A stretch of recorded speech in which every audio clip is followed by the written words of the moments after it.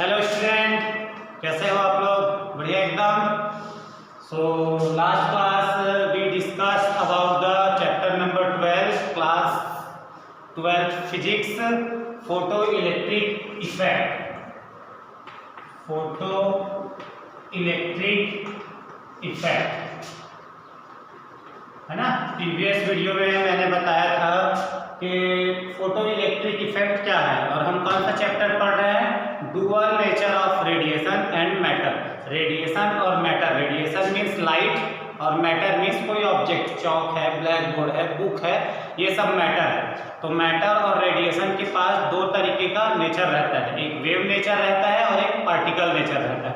तो wave nature के through हमने क्या माना था? जब लाइट को वेव नेचर में समझा तो कौन कौन से फिनोमिना को एक्सप्लेन कर पाए सक्सेसफुली? इंटरफेरेंस है ना, दो वेव का आपस में चलना, दो लाइट वेव का आपस में चलना। जिस जगह सेम फेस में होंगे उस जगह कंस्ट्रक्टिव इंटरफेरेंस बनेगा और जिस टाइम वो अपोजिट फेस में रहेंगे उस जगह डिस्ट्रक्टिव इंटरफेरेंस बनेगा। ये हमने इंटरफेरेंस में पढ़ा था। एक होता है डिफ्रैक्शन और एक होता है पोलराइजेशन, जिससे ये प्रूव होता है कि लाइट क्या है, कैसे बिहेव करता है वेव नेचर की तरह। चैप्टर नंबर 11 में हम ये जो फिनोमिना पढ़ रहे हैं फोटो इलेक्ट्रिक इफेक्ट, जो क्या मानने पर डील हो जाता है कि फोटो इलेक्ट्रिक इफेक्ट को अगर समझना है तो उसके लिए रेडिएशन को, रेडिएशन मीन्स लाइट को पार्टिकल की तरह ट्रीट करते हैं, है ना। लाइट को हम क्या मानते हैं? पार्टिकल माने थे। इसके अंदर में क्या क्या पढ़ लिए थे बच्चों?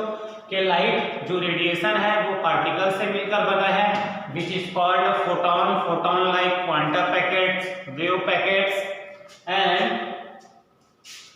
क्वांटम, है ना। और सेकंड में हम क्या पढ़े थे कि फोटोन का अपना कोई मास नहीं होता है in sense of classical physics, but the rest mass of photon is zero.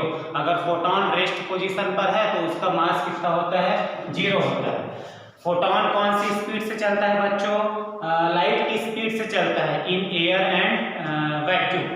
Another quality of photon is neutral in nature.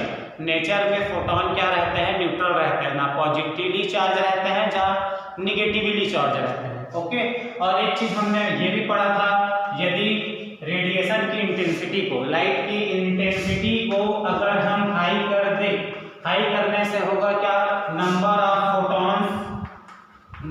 Of photons increase कर जाता है, नंबर ऑफ फोटॉन इंक्रीज कर जाता है, but energy of photon does not change. Energy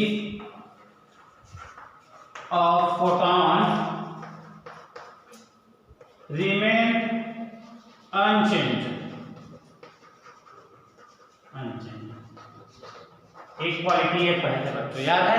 हाँ। और एक quality ये था, जब मेटल के सरफेस पर, या इधर से रेडिएशन आया, रेडिएशन ऐसे आया, कहाँ पर आया? मेटल के सरफेस पर। तो जो फोटोन और मेटल के सरफेस पर जो इलेक्ट्रॉन है उनके बीच जब टक्कर होता है तो वो टक्कर कैसा होता है? इलास्टिक टक्कर होता है। इतना सब चीज हमने क्या कर लिया था? कवर कर लिया था प्रीवियस वीडियो में फोटो इलेक्ट्रिक इफेक्ट में। Today we will discuss about the what is the wave function, what is the work function and threshold frequency. तो इसको मैं मिटा दूं, है ना, ये सब पढ़ लिए थे ना। ओके, इन सब को आप कॉपी पे नोट करते जाओ। 12th में जो बोर्ड पेपर आएगा इसमें से ही आने वाले हैं क्वेश्चन। तो व्हाट इज वर्क फंक्शन? हाँ, what is work function? It is denoted by phi। Work function क्या होता है बच्चों? ये मेटल का सरफेस ले लो, मेटल के सरफेस के पास क्या रहता है? फ्री इलेक्ट्रॉन रहते हैं। When there a high frequency of radiation is incident on metal surface, then electron absorb the energy and he can ejected on he can ejected from metal surface and travel in outward। तो ये हम पढ़ लिए थे कि ये radiation हुआ मान लो। अच्छा, ये रेडिएशन किससे मिलकर बना है भाई? छोटे छोटे फोटॉनों से मिलकर बना है। फोटॉन आया यहाँ पास, फोटॉन किस पर लड़ेगा? इलेक्ट्रॉन पर लड़ेगा। तो इलेक्ट्रॉन क्या करेगा?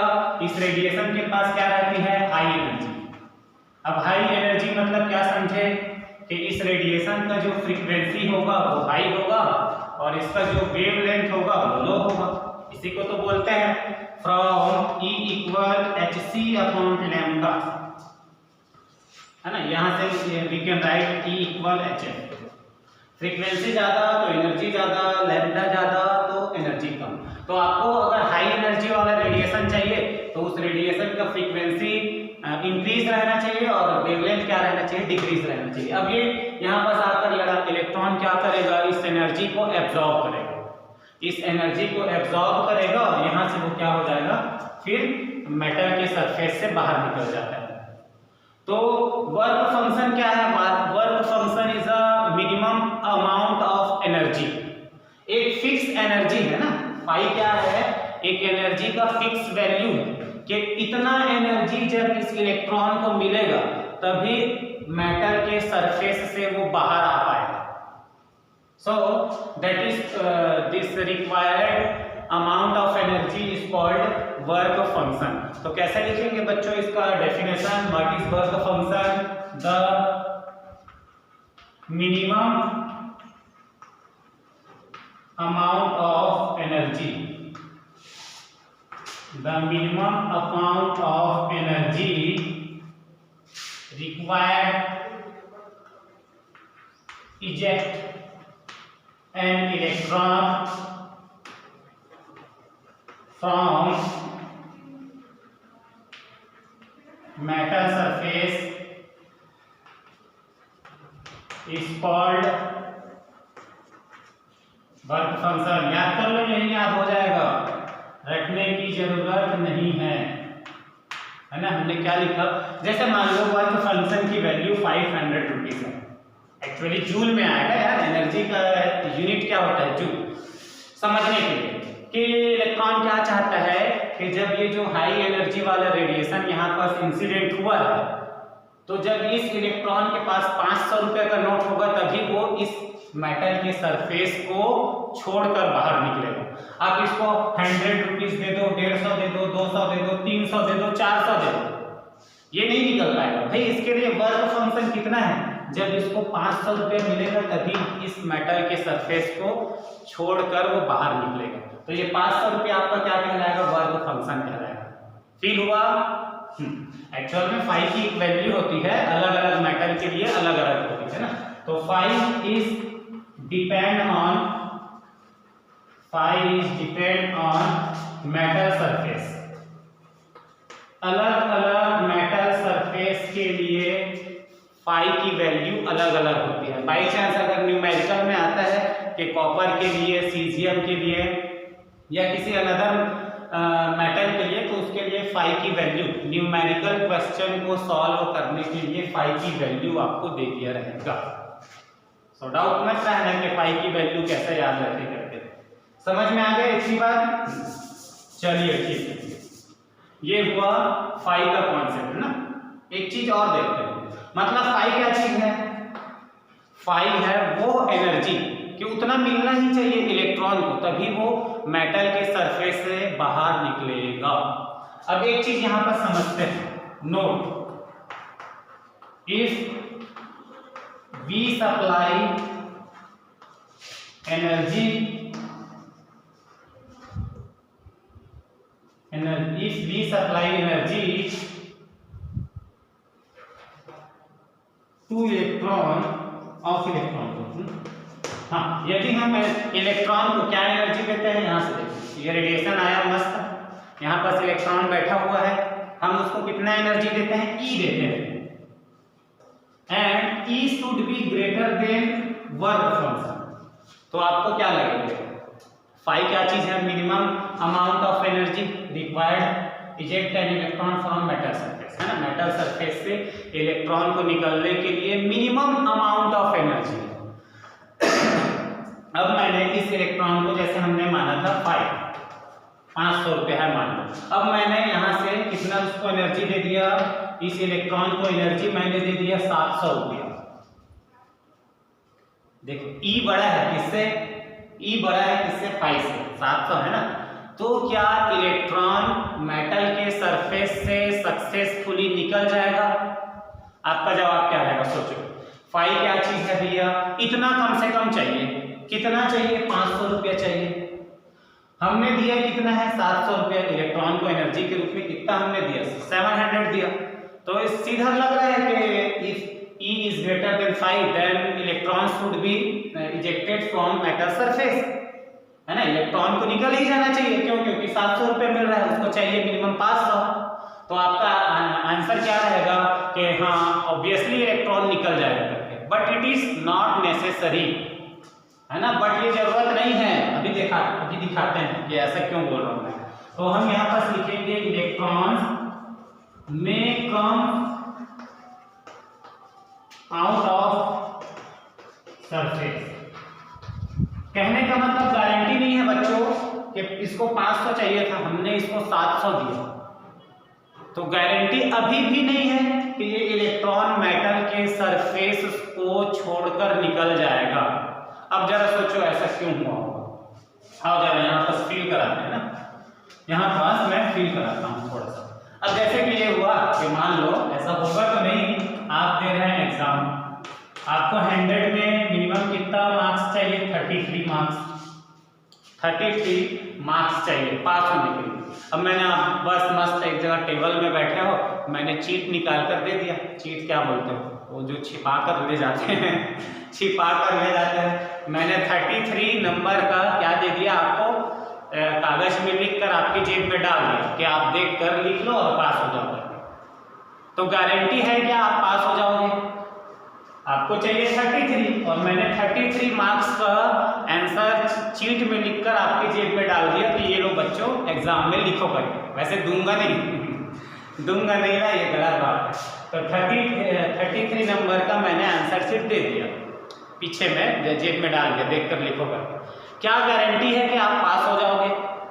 गारंटी अभी भी नहीं। अब कैसे गारंटी नहीं है, देखो पॉसिबिलिटी ये हो सकता है, या तो मैं जो आंसर चीट लिखा हूँ उसमें से कई वर्ड्स सेंटेंस आपको समझ में ना आया हो, एक पॉसिबिलिटी ये हो सकता है जिसके कारण आपके मार्क्स कट जाएंगे। एक पॉसिबिलिटी ये हो सकता है कि आप उसको समझ में नहीं आ रहा है जो मैं लिखा हूँ, है ना। दूसरा पॉसिबिलिटी ये हो सकता है कि वो लिखने के बाद हो सकता है जो स्टूडेंट देख देख के लिख रहा है वो अपने एकदम ढीठ ही हो, गधा हो, तो उसके कारण उसके मार्क्स कट जाएंगे। या हो सकता है वो टाइम का ठीक ढंग से यूज ना कर रहा हो, टाइम निकल गया 3 घंटा का और 33 नंबर का नोट ही ना कर पाया हो। तो ऐसे बहुत सारे प्रोबेबिलिटी मिल रहे हैं कि आप 33 नंबर का अगर मैं दे भी दूं फिर भी आप पास होने का गारंटी नहीं है, मतलब आपने कुछ ना कुछ वेस्ट किया है।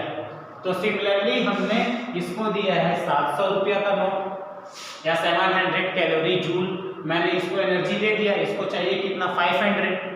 अब ये कुछ अंदर ही अंदर फ्री में थोड़ी ना निकलेगा भाई, जब ये निकलेगा तो बाकी वाले इलेक्ट्रॉन, बाकी एटम्स क्या करेंगे, इस इलेक्ट्रॉन को खींच कर रखेंगे कि मत भगो करके, तो उसमें कुछ एनर्जी वेस्ट होगा, कोलिजन होगा ना यहाँ पर टक्कर। ये चाहेगा, ये वाला इलेक्ट्रॉन क्या चाहेगा कि मेरे को एनर्जी मिल गया है अब मैं निकलना चाहूंगा करके। बट पॉसिबिलिटी ये हो सकता है ना कि हो सकता है निकलने के लिए इस इलेक्ट्रॉन को ज्यादा एनर्जी वेस्ट करना पड़े। जरा और देखो बॉक्स बनाते हैं तब समझ में आएगा। ये मान लो ऐसे, अच्छा वर्क फंक्शन का यूनिट होता है, ऐसा यूनिट होता है इलेक्ट्रॉन वोल्ट। इलेक्ट्रॉन वोल्ट ना जूल में नहीं होता है। तो मान लो इलेक्ट्रॉन वोल्ट हुआ, ये हुआ आपका वर्क फंक्शन, और यहाँ पर क्या होता है इलेक्ट्रॉन कुछ एनर्जी वेस्ट करता है कोलिजन के कारण, या बाकी लोग पकड़ के रखे रहते हैं, हम आपको भागने नहीं देंगे मेटल के सरफेस से, तो यहाँ पर वेस्ट एनर्जी को वेस्ट करेगा ना, और जो बचेगा, जो एनर्जी बचेगा वो उसके काइनेटिक एनर्जी में क्या हो जाएगा, कन्वर्ट हो जाएगा।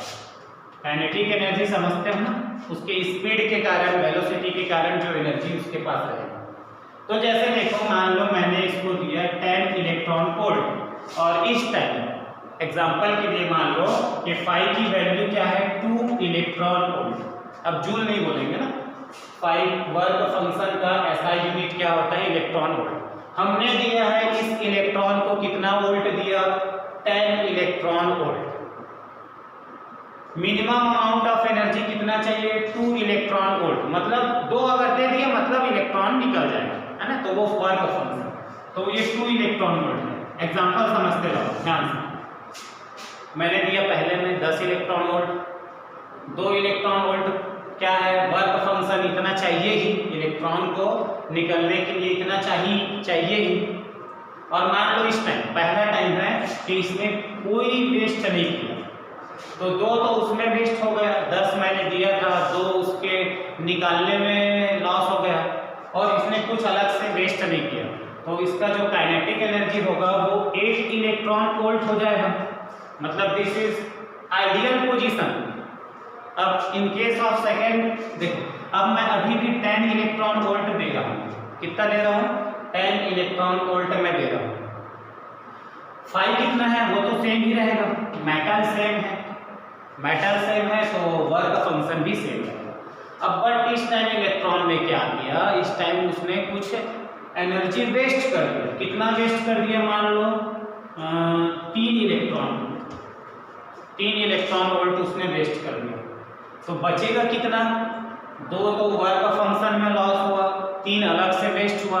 कैसे वेस्ट होगा भाई, जरा फील करो। यहाँ पास आया फोटोन, यहाँ पास क्या हुआ, कोलिजन हुआ, टक्कर, तो टक्कर के कारण एनर्जी इसका वेस्ट होगा, प्लस ये निकलने वाला रहेगा, तो 2 तो उसको चाहिए ही निकलने के लिए, बट निकलेगा तो बाकी जो एटम्स है वो उसको खींच के रखेंगे कि आप मत निकलो मत निकलो।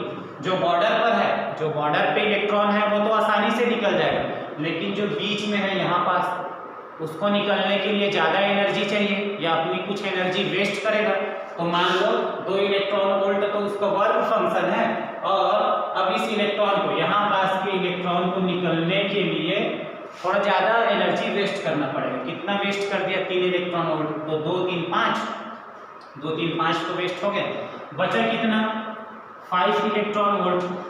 तो अब काइनेटिक एनर्जी क्या होगी, देखो काइनेटिक एनर्जी मतलब जब निकलेगा तो उसके पास वेलोसिटी भी रहेगा ना भाई, ऐसे थोड़ी ना निकलेगा यार, मेटल का सरफेस ये चुप से, थोड़ा कई इलेक्ट्रॉन ऐसे होंगे जो ज़्यादा फास्ट से निकलेंगे, तो जिसकी काइनेटिक एनर्जी ज़्यादा रहेगी वो तेजी से निकलेगी मेटल के सरफेस से। थर्ड में देखो, ये 10 इलेक्ट्रॉन वोल्ट, 2 इलेक्ट्रॉन वोल्ट तो ऐसे ही खत्म हुआ वर्क फंक्शन में। अब वेस्ट कितना कर दिया, मान लो ऐसा हो सकता है ना, 5 इलेक्ट्रॉन वोल्ट वेस्ट हो गया, तो 2 5 7, 1 इलेक्ट्रॉन वोल्ट बचा। अब इस टाइम तो उसका जो काइनेटिक एनर्जी है वो और एकदम कम हो जाएगा। अर्थ के सरफेस से निकला पहले वाला तेजी से 8, दूसरे वाले का काइनेटिक एनर्जी 5, थोड़ा से 5, तीसरे वाले का काइनेटिक एनर्जी एकदम लूज हो गया क्योंकि उसने ज़्यादा एनर्जी वेस्ट कर दी, मतलब कम स्पीड से निकलेगा। अब चौथा वाला देखो, एक और 10 इलेक्ट्रॉन वोल्ट हमने दिया, 2 इलेक्ट्रॉन वोल्ट उसका वर्क फंक्शन में निकल गया बच्चों, और मान लो इस टाइम उसने वेस्ट कहाँ कर दिया, 9 इलेक्ट्रॉन वोल्ट उसने वेस्ट कर दिया, 9 इलेक्ट्रॉन वोल्ट, या ऐसे मान लो, हाँ ऐसे 2 इलेक्ट्रॉन वोल्ट उसके निकलने के लिए मिनिमम चाहिए था, तो हमने इलेक्ट्रॉन को दे दिया, बचा कितना 8। अब 8 को उसने क्या कर दिया, पूरा वेस्ट कर दिया, 8 कर दो या 9 कर दो, वो निकलने के लिए वो कितना वेस्ट कर रहा है, 9 इलेक्ट्रॉन वोल्ट, तो कितना हो गया, 2 तो उसको चाहिए ही, 9 उसने वेस्ट किया, तो 9 2 11 इलेक्ट्रॉन वोल्ट उसको मिला ही नहीं है, तो मिला ही नहीं है तो निकल पाएगा क्या, निकल पाएगा क्या? इलेक्ट्रॉन नहीं निकल पाएगा। आप दिए हो 10 और इसको जरूरत कितना पड़ रहा है? 2 तो लग ही रहा है, वो 2 लगेगा। वेस्ट कितना कर रहा है? 9, तो 9 to 11 इलेक्ट्रॉन वोल्ट की जरूरत है और आप दे रहे हो 10, तो निकल पाएगा क्या? नहीं निकल पाएगा। उसी कारण मैंने लिखा नोट में, if we supply energy of electron E is greater than 5, जो E की वैल्यू है वो 10 और 5 की वैल्यू 2, मतलब वर्क फंक्शन से अगर एनर्जी अगर ज्यादा है तो जरूरी नहीं है कि इलेक्ट्रॉन निकल ही जाएगा, गारंटी अभी भी नहीं है। हाँ, एक पॉसिबिलिटी बनती है कि हमने इलेक्ट्रॉन को एनर्जी दिया है वर्क फंक्शन से ज़्यादा, तो निकलने की पॉसिबिलिटी ज़्यादा रहेगी, बट फिक्स निकलेगा ये कहना उचित नहीं है। ओके, तो ये है अगर क्वेश्चन पेपर में आया है कि if we supply energy of electron E is greater than 5, then what is the possibility? आपको 4 ऑप्शन दे दिया जाएगा। क्या इलेक्ट्रॉन निकलेगा, क्या इलेक्ट्रॉन नहीं निकलेगा, क्या इलेक्ट्रॉन ज़्यादा निकलेगा, क्या इलेक्ट्रॉन कम निकलेगा। तो ये रहेगा इलेक्ट्रॉन में comes out of circuit, electron निकल सकता है, निकलेगा नहीं, निकल सकता है। आई होप समझ में आया होगा वर्क फंक्शन। खैर आपका मतलब इससे व्हाट इज वर्क फंक्शन, यहाँ इसका यूनिट क्या होता है? Electron volt. ये क्या वेस्ट बताया क्या सर ने? वेस्ट नहीं, ये बेसिक कॉन्सेप्ट है। मिटा दे, पॉज करके नोट कर लो। 1 2 3 ओके। अब इसके बाद देखते हैं now our next topic is threshold frequency. Threshold frequency, hashtag number 2 threshold. Threshold frequency. अब जरा सुन, पहले इसको फील करो। ये मेटल सरफेस, अभी भी इलेक्ट्रॉन है, यहाँ से रेडिएशन आ रही है, रेडिएशन मीन्स लाइट आ रही है, छोटे छोटे फोटॉन्स आ रहे हैं मिलकर, हैं? तो जो रेडिएशन, जो लाइट आ रही है, उस लाइट का ना एक फिक्स क्या रहना चाहिए? फ्रीक्वेंसी रहना चाहिए, परमानेंट, कि इतना रहेगा इस लाइट का फ्रीक्वेंसी, तभी इलेक्ट्रॉन निकल पाएगा। तो उस मिनिमम फ्रीक्वेंसी को ही हम क्या बोलते हैं? थ्रेशोल्ड फ्रीक्वेंसी बोलते हैं। मान लो थ्रेशोल्ड फ्रीक्वेंसी की वैल्यू है, बच्चों समझ लो, फ्रीक्वेंसी की वैल्यू है मान लो 10, ये फ्रीक्वेंसी की वैल्यू 10 है मान लो। अब ये जो लाइट आ रही है, मान लो इसका फ्रीक्वेंसी है 12 और इसका फ्रीक्वेंसी है मान लो 8, तो बताओ दोनों में से कौन सा लाइट इस इलेक्ट्रॉन को निकाल सकता है या photo electric effect show up कर सकता है? इन दोनों में से कौन सा लाइट या रेडिएशन? इसका फ्रीक्वेंसी है 12, इसका फ्रीक्वेंसी है 8, थ्रेशोल्ड फ्रीक्वेंसी की वैल्यू है 10। मतलब ये बात, जो फ्रीक्वेंसी है ना, जो रेडिएशन का फ्रीक्वेंसी है, वो किससे ग्रेटर देन रहना चाहिए? थ्रेशोल्ड फ्रीक्वेंसी से बड़ा रहना चाहिए। तो ये वाला जो लाइट है, ये क्या रहेगा? इफेक्ट करेगा, या ये कॉस रहेगा photo electric effect show up करने के लिए, ये वाला नहीं निकाल पाएगा।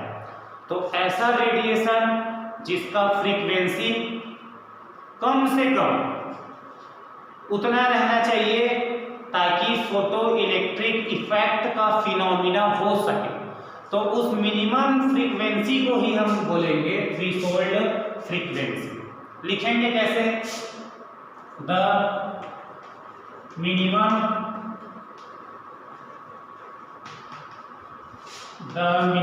फ्रीक्वेंसी ऑफ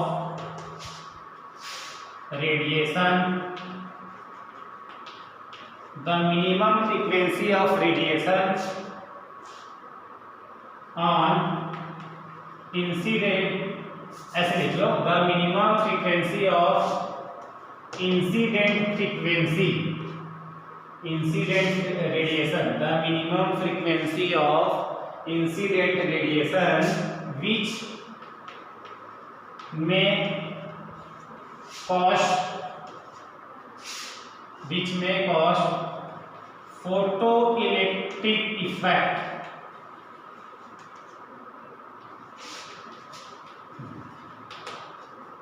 है ना, किसी रेडिएशन के मिनिमम फ्रीक्वेंसी को, जिसके लिए फोटो इलेक्ट्रिक इफेक्ट हो, तो उस फ्रीक्वेंसी को ही हम क्या बोलेंगे, उस मिनिमम फ्रीक्वेंसी को ही हम क्या बोलेंगे, थ्रेशोल्ड फ्रीक्वेंसी। तो देख लो ना, जो फ्रीक्वेंसी है वो क्या रहना चाहिए, थ्रेशोल्ड फ्रीक्वेंसी से बड़ा रहना चाहिए, या तो इक्वल रहना चाहिए या तो बड़ा रहना चाहिए।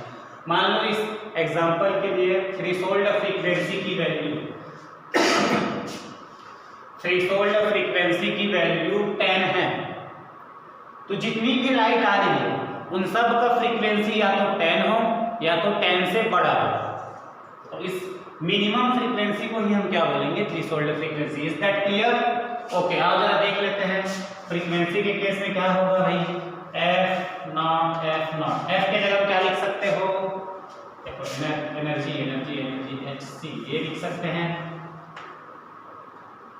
इसकी जगह में हम लिख सकते हैं, ऐसे ही लिख सकते हैं, मिनिमम फ्रीक्वेंसी क्या लिख सकते हैं,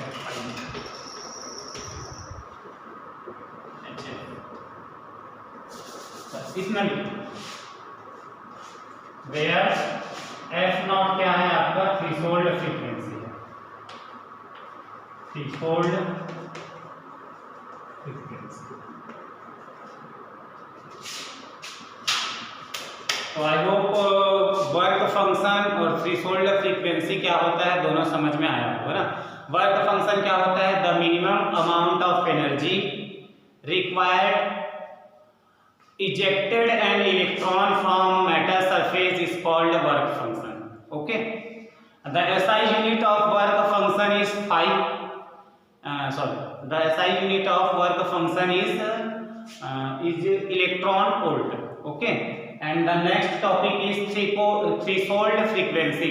The threshold frequency is the minimum frequency of incident radiation which may occurs photoelectric effect, है ना। तो ये था आज का टॉपिक, मिलते हैं कल के लेक्चर में, तब तक के लिए पढ़ाई करते रहिए। All the very best.